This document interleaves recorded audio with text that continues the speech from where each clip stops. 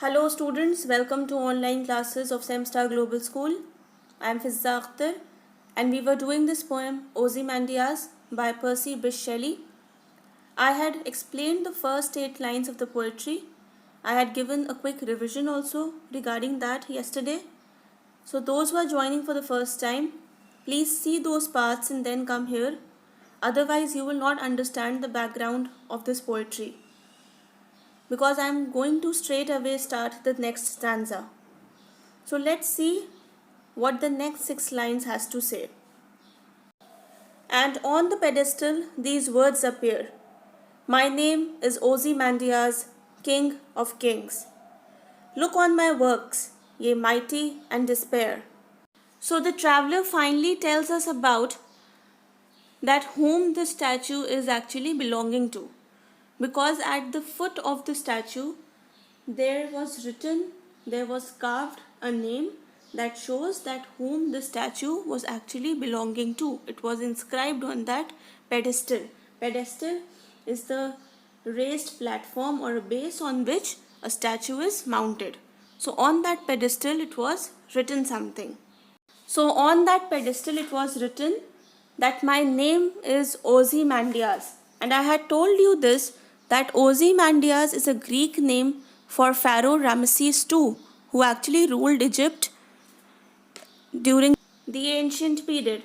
So at that time, this king, he might have told his people to make his statue, and on that pedestal he wrote his name. My name is Ozymandias. And this inscription also suggests that this king Ozymandias was an arrogant person who thinks that his power was the most important thing in this whole life. It was the superior of everything.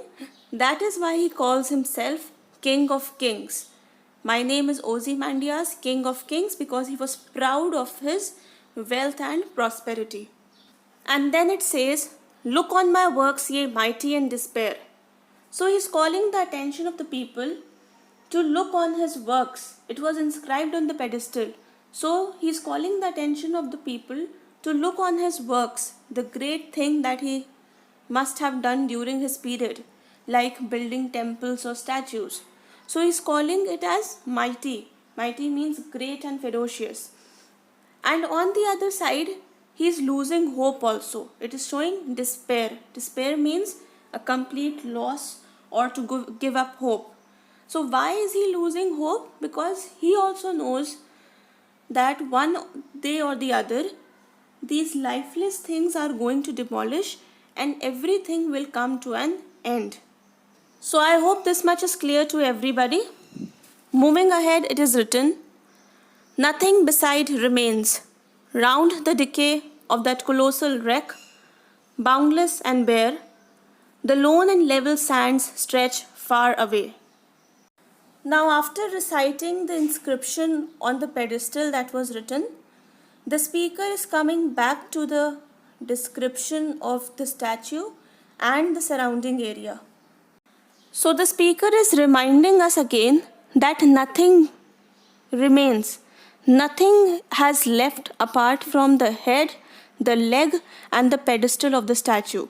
Everything has destroyed and destructed. And that is why the speaker says that it was a colossal wreck, means it was a huge destruction. And he is also accompanying the destruction. He is also explaining that this destruction has taken place in this isolated and lonely desert that is stretching to a great area. Because in this area, we can only see one statue that is half buried and destroyed and broken, and nothing remains apart from this.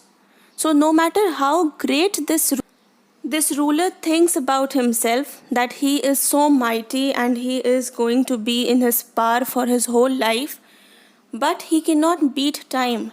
That means one day or the other, everything has to come to an end, no matter whether they are the lives of human beings or these lifeless things. So it has to come to a certain point where it will come to an end. So ultimately, this statue, which is also half broken, is the only thing left in this whole boundless and limitless desert. No matter how great this ruler thinks of himself, but it has to come to an end one day or the other. So that was all about the poetry. Those who have not understood, please see all the parts very carefully, and then you will be able to understand the background of this. I'll see you soon. Take care, everybody. Keep studying, keep revising. Thank you.